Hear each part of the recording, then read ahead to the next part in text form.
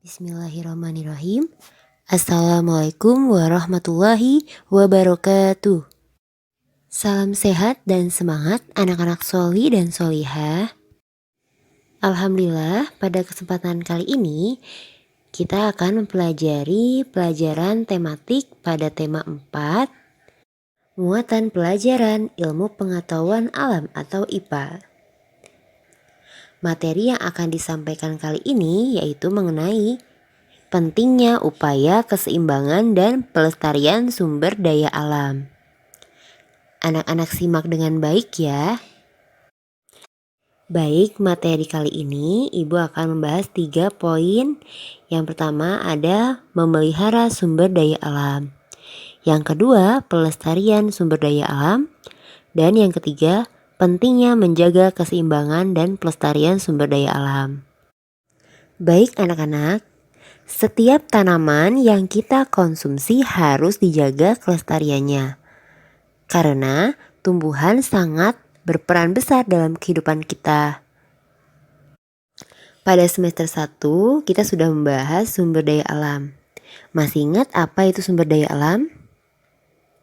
Sumber daya alam adalah semua kekayaan alam yang dapat dimanfaatkan oleh manusia untuk keperluan hidupnya. Menurut kesediaannya, sumber daya alam dapat dikelompokkan menjadi 2, yaitu sumber daya alam yang dapat diperbaharui dan sumber daya alam yang tidak dapat diperbaharui. Masih ingat apa itu sumber daya alam yang dapat diperbaharui? Sumber daya alam yang dapat diperbaharui adalah sumber daya alam yang tidak akan habis meskipun terus-menerus dipakai karena selalu diupayakan kelestariannya. Contohnya, tumbuhan dan hewan. Macam-macam sumber daya alam contohnya yaitu ada hutan, pantai, laut, sungai, dan lain-lainnya. Hutan merupakan wilayah yang sangat luas, di mana di dalamnya terdapat tumbuhan, berbagai satwa, dan berbagai unsur makhluk hidup lainnya.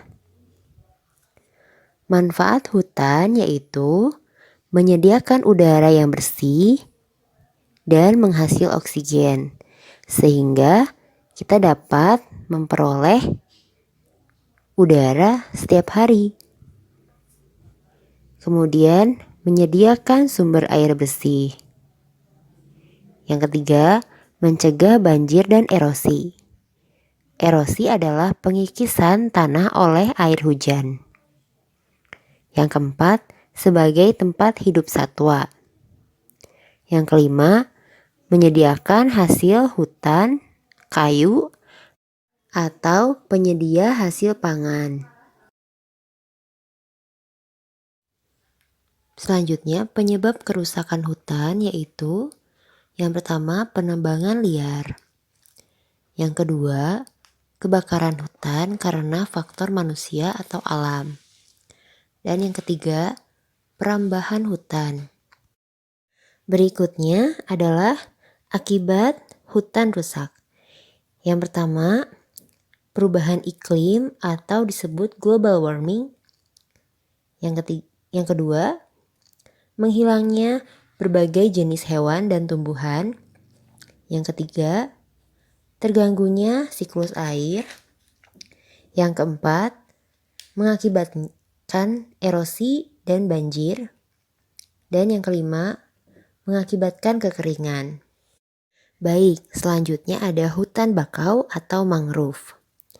Hutan bakau atau mangrove adalah jenis tanaman yang hidup di air tawar dan air pangyau. Tanaman hasil budidaya atau diambil dari alam. Hutan ini ditemukan di daerah muara dengan struktur tanah yang padat. Berikut ini adalah beberapa manfaat mangrove. Yang pertama, melindungi pantai dari erosi dan abrasi. Abrasi adalah pengikisan tanah oleh air laut. Yang kedua, menahan rembesan air laut ke darat. Yang ketiga, sebagai perangkat zat-zat pencemaran dan limbah industri. Selanjutnya, sebagai habitat alami, biota, darat, dan laut. Kemudian, mengurangi dampak bencana akibat gelombang laut. Selanjutnya, penyebab kerusakan hutan, yaitu penggundulan hutan mangrove, kemudian ada pembukaan lahan oleh warga sekitar untuk dijadikan sebagai tambak udang tanpa izin dari pemerintah. Nah, itu dia adalah penyebab kerusakan hutan. Selanjutnya ada akibat kerusakan hutan mangrove. Yang pertama, hilangnya pelindung pantai dari angin. Yang kedua, bercampurnya air laut dan air tawar dapat tercemar tidak baik untuk dikonsumsi karena bisa menyebabkan keracunan. Yang ketiga, terancamnya perkembangbiakan ikan dan udang di perairan. Selanjutnya kita akan bahas poin kedua, yaitu pelestarian sumber daya alam. Di sini akibat bila tidak melestarikan tanaman, yaitu yang pertama akan terjadinya banjir. Kemudian terjadinya tanah longsor, kekeringan, dan hewan dan tumbuhan langka menjadi punah. Agar tidak terjadi hal-hal tersebut, maka dari itu kita harus melestarikan lingkungan di sekitar kita. Bagaimana caranya kita melestarikan lingkungan? Yaitu yang pertama dengan cara tidak membuang sampah sembarangan. Yang kedua, melakukan reboisasi dengan penghijauan. Yang ketiga, menjaga kebersihan lingkungan. Yang keempat, membuat terasering atau sengkedan. Yang kelima, menghemat listrik dan pemakaian minyak bumi. Yang keenam, melakukan tebang pilih pada pohon yang usianya tua. Yang ketujuh, melindungi satwa dan tumbuhan liar. Pembahasan yang ketiga mengenai pentingnya menjaga keseimbangan dan pelestarian sumber daya alam. Di sini beberapa alasan penting untuk menjaga keseimbangan alam dan kelestariannya sumber daya alam.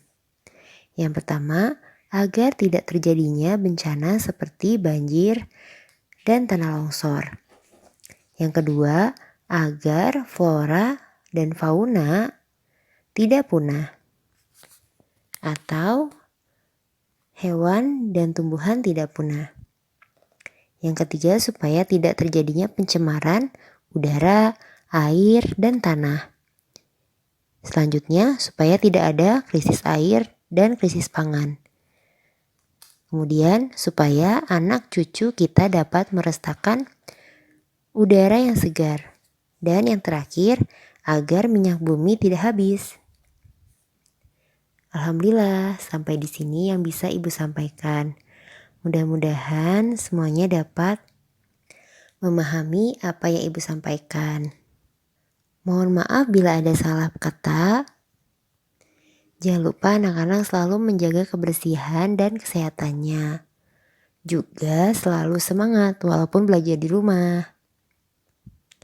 Terima kasih juga kepada orang tua yang sudah mendampingi anak-anak belajar di rumah. Terima kasih.